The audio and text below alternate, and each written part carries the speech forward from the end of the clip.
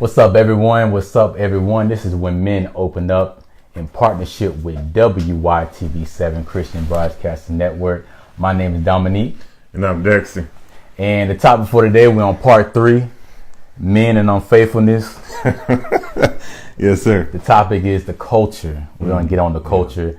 And this is, one of those conversations that people were really getting on. You was expressing on it on the last part of the previous episode, and basically what is kind of influencing some of these behaviors that we've been talking about, and it's so deep, and we're going to get into some of those things as well. So hopefully we're not all over the place, because there's so many different things that we can tap into, man. A lot of directions you can go with this one, but hopefully, like you said, we stick to script, and ride this out to a fruitful conclusion. Most definitely. And we was having a good dialogue even afterwards about so many different things.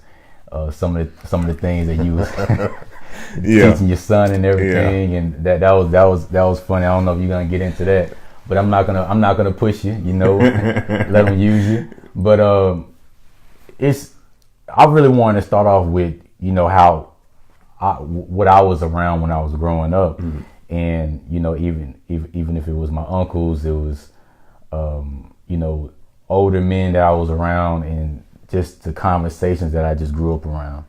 And I'm gonna be quite honest, when the topic was surrounded around women, it was, I don't remember anything servicing about commitment. Definitely. That I just heard so much when I was around these men that had nothing to do with commitment. And I just think, especially as I got older, I just had to think, it makes more sense to what these young boys are really exposed to, but not just exposed to what they're thinking is right. Because these conversations that older men are really having around them is almost like, okay, this is acceptable behavior. This is how a real man acts in response to these situations. And I just think,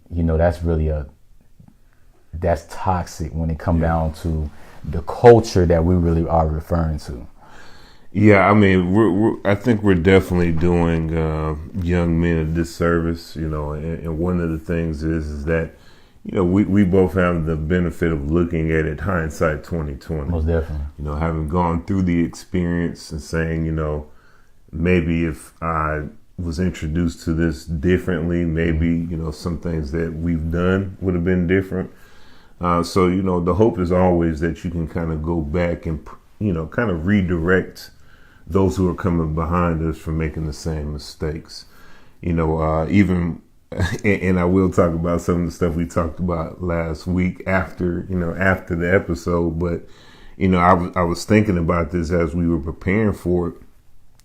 And one of the crazy things is that, men with daughters, if you think about it,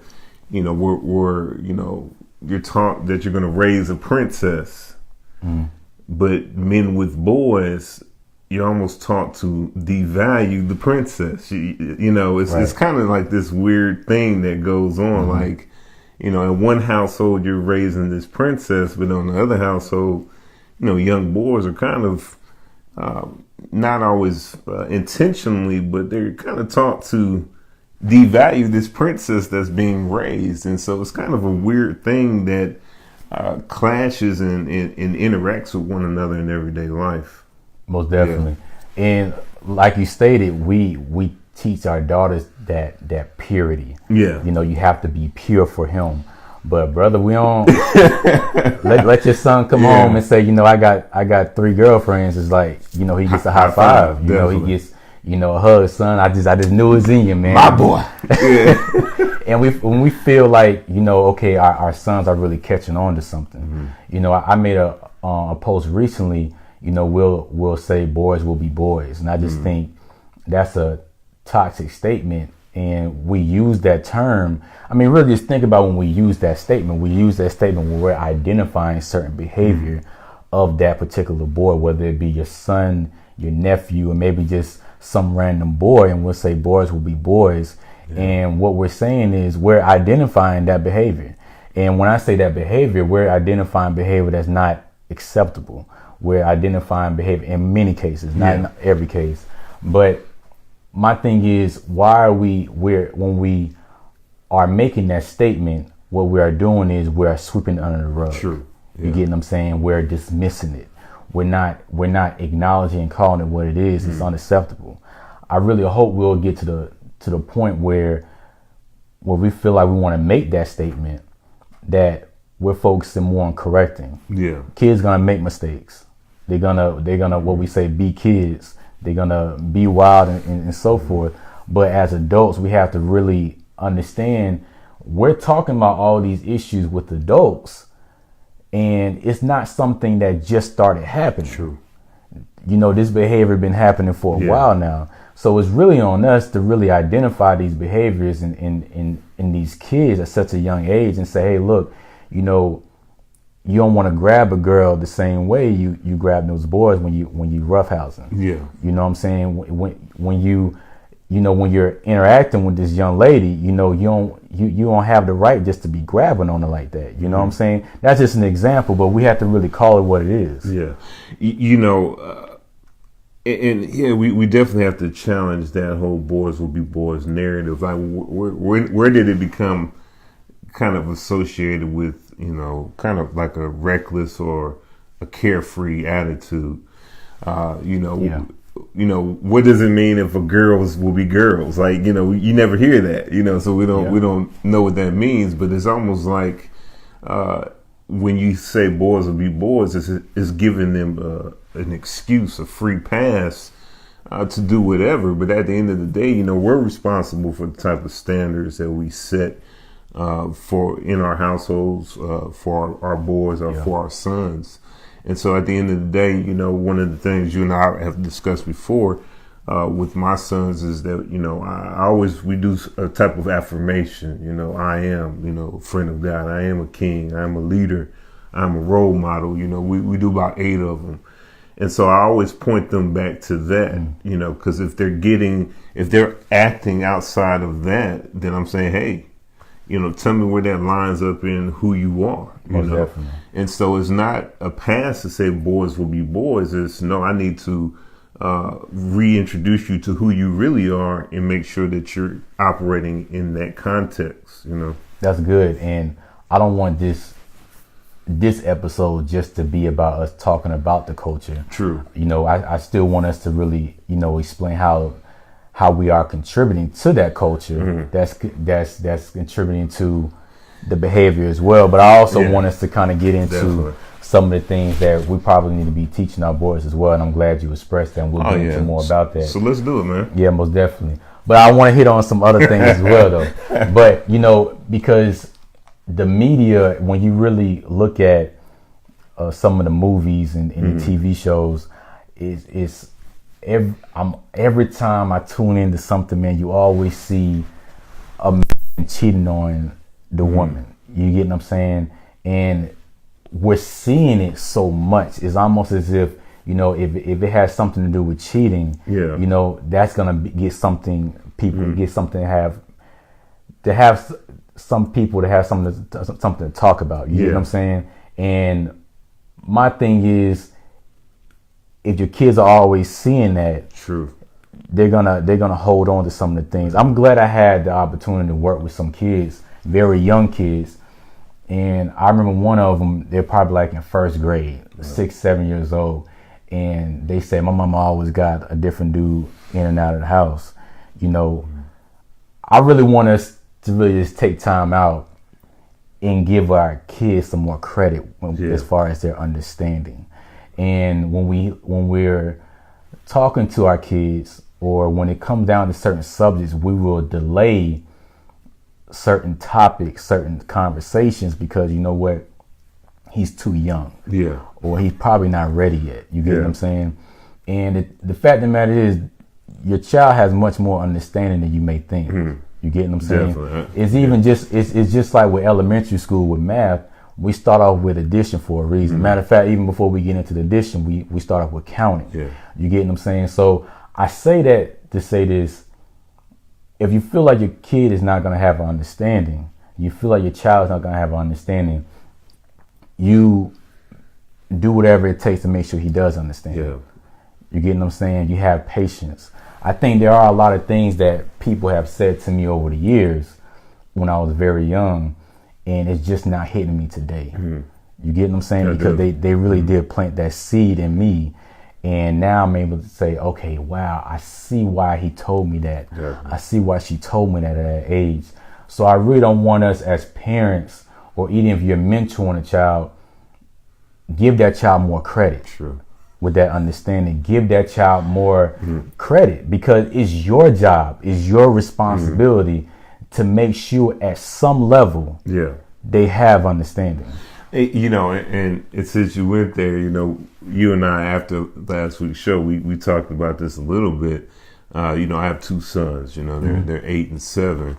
And you're right, you know, we cannot dismiss what they know, and you have to be able to break it down to their level. There's a universal principle called the law of seed time and harvest time. You know, the Bible talks about, I believe, somewhere in Genesis 8. But the law really says that if you plant a seed, it will grow.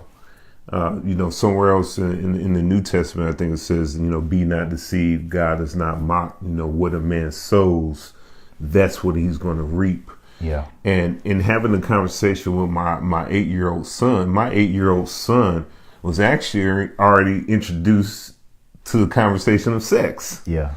By another kid, you know. And so my frustration is that, you know, as a parent, I did not want to have this conversation with my 8-year-old son at 8 years. You know, I had already put in my you know, mind that, hey, around 11, 12, we're going to sit down and have the talk, you know. But I was robbed of that. And what I understood is that had I not addressed it then, what he had already been received from another child, that is what was going to start growing in him. Most definitely. And so now I have to counteract that by saying, okay, whoa, on your level, let me break it down. First of all, let me hear what you heard. Explain it to me on the level that you understood it. Okay, now let me rebut that, and then now let me really start to talk to you on a way that you can explain it. Yeah. And you know, that conversation I told you was a little awkward, but it was more awkward for me because I'm looking at my son like, man, he's 8, you know, and I'm having this dialogue with this 8-year-old boy, but the reality was it's already necessary because he was already introduced to it. Most definitely. And so, just like you were saying, the young man who saw, you know, in his household, his mother with different men, you know, these young kids are already processing it, you know, and they're already formulating an opinion. And that's what happened with my son. He had already formulated an opinion. And so now I have to say, okay, look, hey, you have to get over this, you know, he's too young, you know, and you're going to have to deal with it right now. And so I think on the first level, we have to recognize that once again, these young men, these young people, they're already being exposed to stuff. You know what I'm saying? Whether we like it or not, they're already exposed to it. And if we're not having these conversations, they've already formulated an opinion.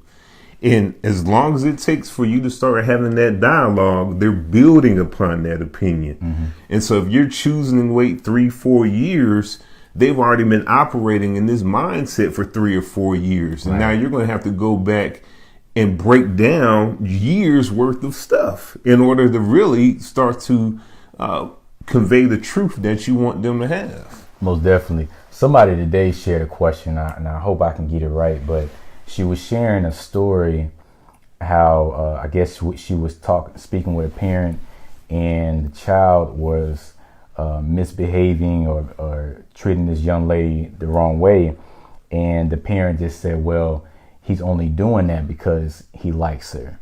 And she asked, at what she said, I'm not an expert, but at what age do we start to have this conversation that, you know, you cannot express those type of actions because of that. Yeah. You get what I'm saying?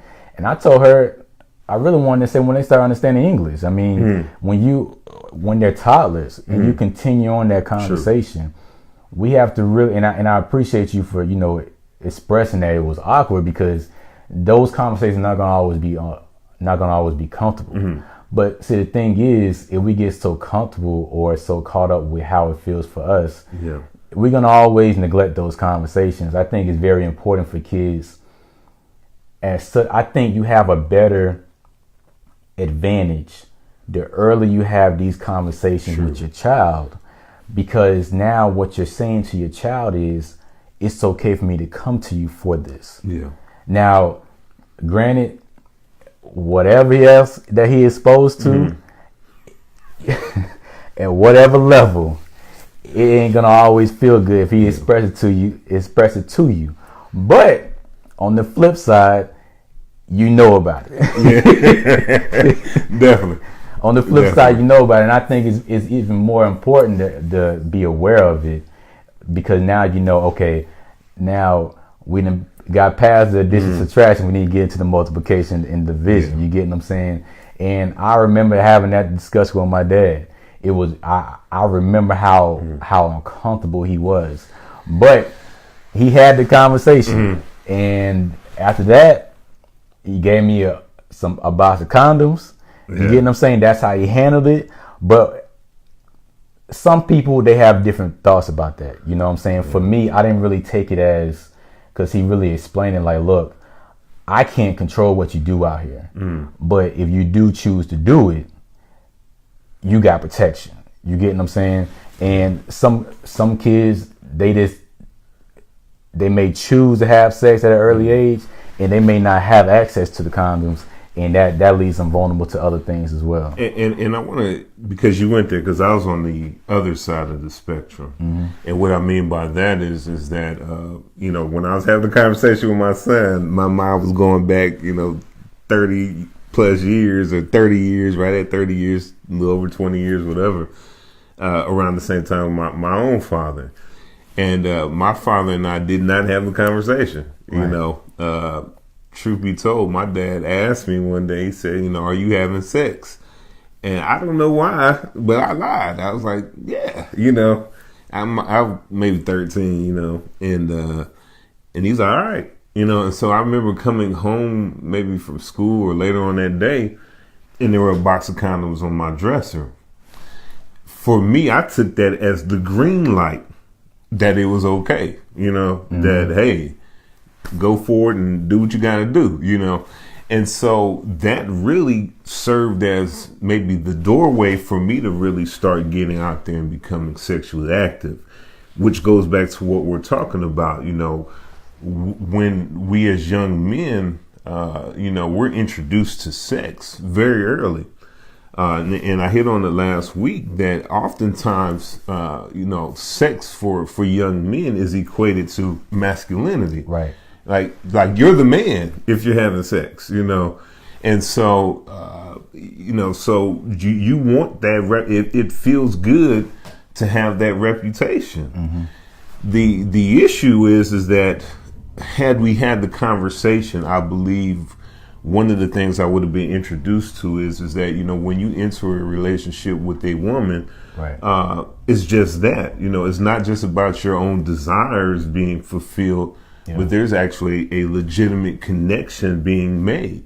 And so I did not understand that, this young lady who was up until this moment a friend, that we were getting ready to jeopardize our friendship for the act of me just wanting to fulfill a desire. And so that is the risk, one of the many risks, when you young men get out there and they just get introduced to sex by way to fulfill an ego and to fulfill a fleshly desire just because it feels good, with no concern about the well-being of the young lady. It's just, hey, I'm not here getting me, and I'm gonna tell all my friends.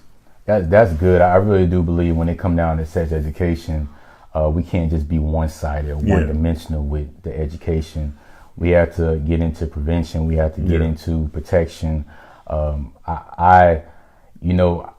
growing up, I think I've been around so much of the, just don't do it. Yeah. Education.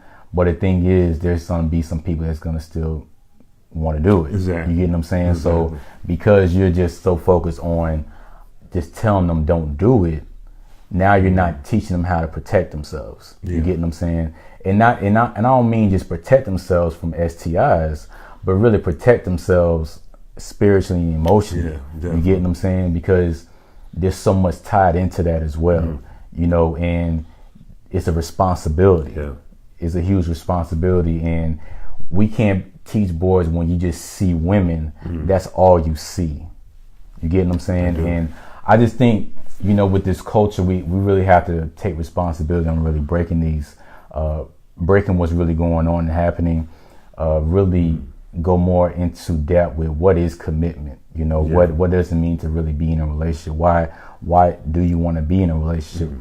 And not get so caught up with just telling them that they're wrong, but helping them gain understanding of their own behavior. Yeah. We do a lot of things and we don't even know why we do it. And that's scary. You know what I'm saying? So how can we help a young child or a teenager, an adolescent, gain more understanding of what is influencing their behavior as well? Well, and you and I have talked about this before. We actually talked about, I don't know if you remember this, but before we even started When Men Open Up, we were talking about the over-sexualization of things in the media. Right. And I was talking about, I remember growing up in the 80s, I would see a commercial. It would be a young woman on the beach, in a bikini, and, it's a Pepsi commercial. You're like, hey, What does Pepsi have to do with you being in a bikini on the beach? But you would see all these kind of similar images, different products, of course. But what it's doing is teaching you to view women in a certain light, know. And so at the end of the day, once all my hormones and stuff kick in, I've been programmed to look at you, in a sexual manner. And I'm gonna be honest, that's what I've been programmed, And so one of the things we have to really start identifying is what is the message in the media? What is the message in the medium? What are you really trying to say to me when you're presenting all of this stuff? Because once again, a seed will grow, so over time, I've seen it enough. Now I'm over-sexualizing. Now I'm thinking about this young lady in a manner that she probably does not want to be thought of, But she doesn't know that, hey, since adolescence, I've been reared in, exactly throughout the course of time. When I'm watching G.I. Joes on Saturday morning and they cut to, whatever commercial, 40 seconds, I've just been overstimulated as an 8-year-old, Most definitely.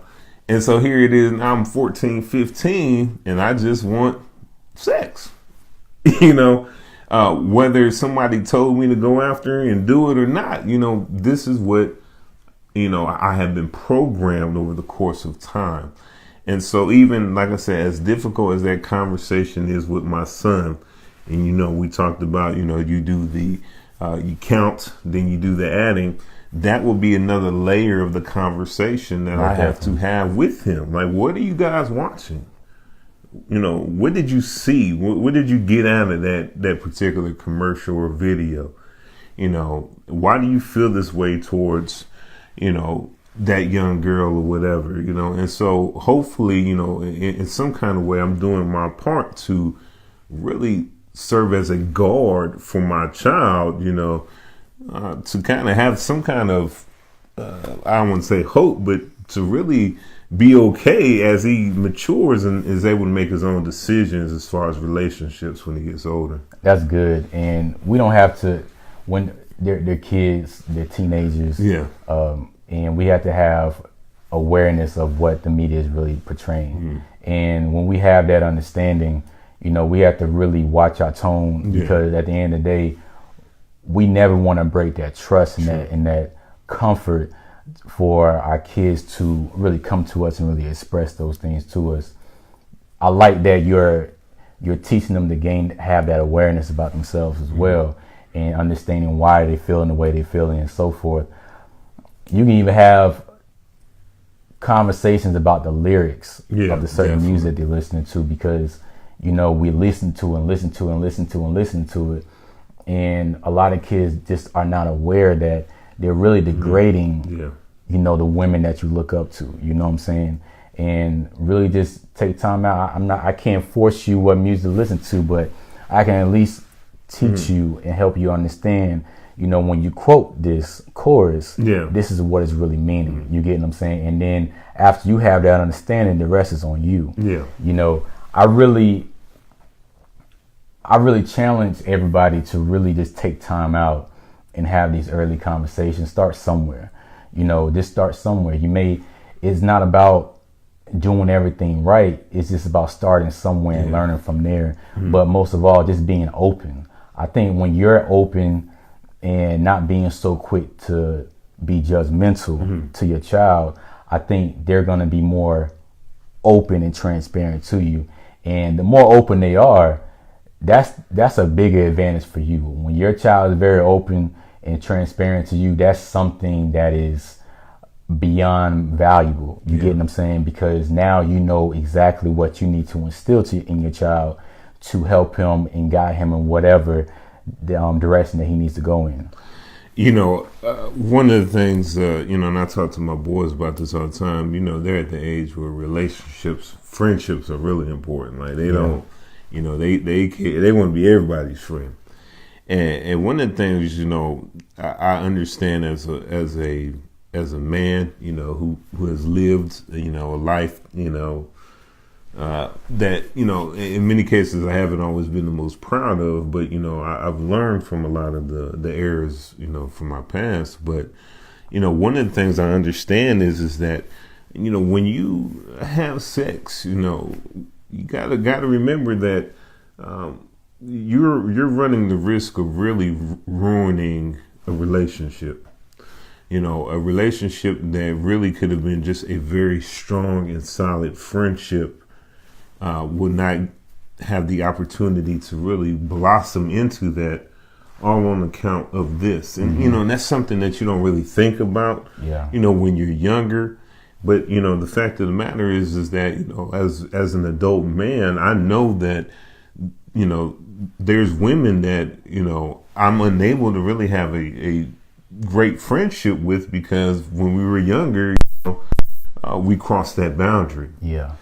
And as a married man, I can't go around my wife and be like, hey, this is my friend, and even though we might be friends, the reality is that for her preservation, and to ensure that, there's never any kind of mixed feelings, those friendships had to be severed, and so that's the disappointing thing.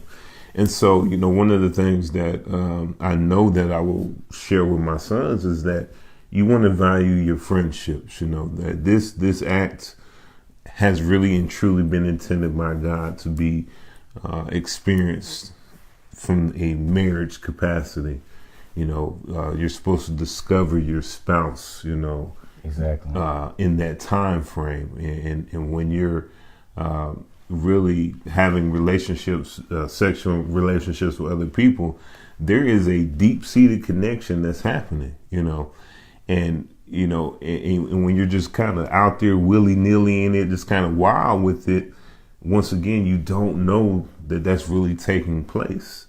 But, having been able to minister to a lot of different people, minister to a lot of young women, there's a lot of young men too, let me not just exclude them, but mentally a lot of people are messed up because of sexual encounters that they had as an adolescent, as a teenager. They have not been able to recover from exposures that they had early in life. And so it's more than just gratifying the flesh. Like there's some real psychological, emotional, spiritual stuff taking place when you're having sex. Most definitely, man. The culture, man, and unfaithfulness. I'm really this series got really heavy. Man. It did. It got really heavy, and it's a conversation just like all the other conversations that need to be had, and hopefully we're helping someone out. And if you are enjoying this conversation, enjoying this series, enjoying the podcast, please let us know, inbox us, email us when men open up at gmail.com, and give us some more suggestions and topic suggestions. We'll really appreciate that. If you have any services, any products that you would like to have advertised on this show, you are more than welcome to email us, and we can have a conversation about that and see what fits for the both of us. And last but not least, a lot of people been hitting us up about, going about conferences, about workshops, youth programs, and so forth and so forth. And we know 2019 is going to be a huge year. So you're trying to lock this in right now at the time. It's the end of the year, and we're trying to have everything geared to take off in a big major way for next year. So please email us if you have any events that you want us to participate in when men open up at gmail.com. But you have anything else you want to share real quick before we get off? Listen, 2018 has been a good year. I just want to say thank you all for supporting us. We've been doing this maybe 3 months now, maybe 4, right? 4 months. Longer than that, really.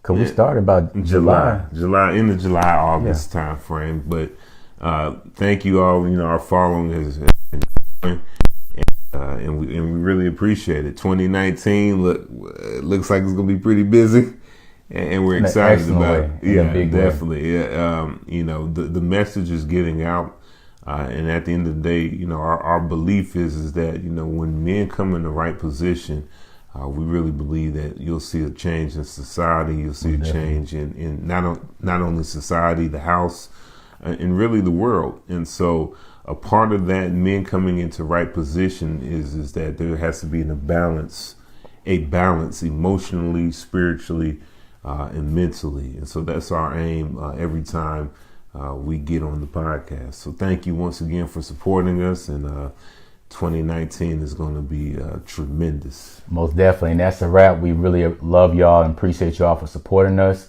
Stay tuned for next year. And my name is Dominique. And I'm Dexter. And this is When Men Open Up, a show where we are redefining manhood through transparency. Tune in next time. Thank you so much.